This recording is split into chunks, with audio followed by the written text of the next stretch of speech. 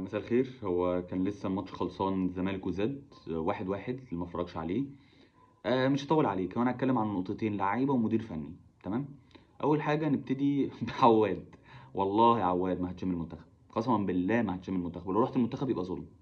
ليه؟ لانك رجلك الشمال انت سايبها في البيت. رجلك الشمال انت مش مطالب انك تباصي بيها ولا مطالب انك تعمل بيها حاجه، ولكن انت بتزنق نفسك.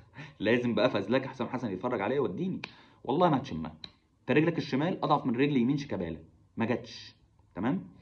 اتنين: محمد شحاته بيطرد بانذار تاني غريب، والله غريب. اللعيب جاي عليه داخل ركبته في ركبته. انا ما عنديش مانع انها ممكن تمشي فاول، عايز تمشيها فاول فاول. انذار. انذار ليه؟ يعني باي منطق انذار؟ هل هو اعاقه؟ هل هو مثلا لعبه خطره؟ هل هي مثلا لعبه كانت انفراد؟ والله العظيم ما كان في اي انفراد، في اتنين اصلا مقبلين وراه. انت الحكم مش ظالم مش فاجر، ولكن في حبه نقط كده اللي هو بيبوظ الماتش. انذار هنا، فاول هنا، بوقف اللعب. ومفيش فار.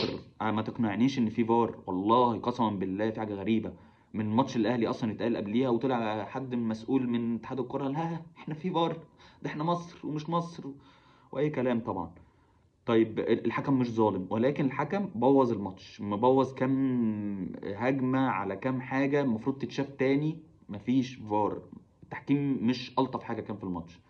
طيب اتكلم لك بقى على كام لعيب غير عواد. الونش اوت اوف فورم. عندك احمد حسام ما بتلعبوش، بتلعب بثلاث مدافعين ليه؟ انت ما بتلعبش الاهلي ولا بيراميدز اقوى هجوم في الدوري. مش مطالب ان انت تعمل كده. فكك من الونش. طيب انت بتلعب مصطفى شلبي احسن جناح في مصر، بتلعبه في العمق.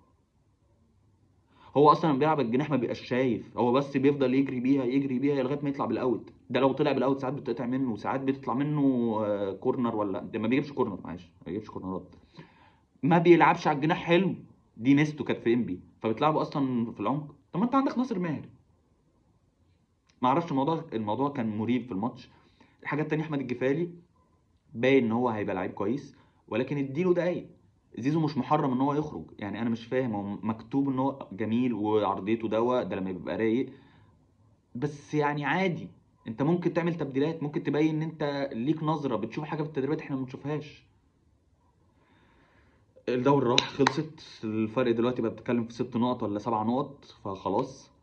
املك دلوقتي ما فيش غير كاس يمكن وكونفدراليه، اللي هي برضو فيها ناس تقال، اتحاد العاصمه وفيها نهضه بركان. فهنشوف. انت بتتكلم في 10 ماتشات دوري وخلاص، كلها كام شهر وهتلعب نوك اوت بتاع الكونفدراليه وهنتفرج. سلام.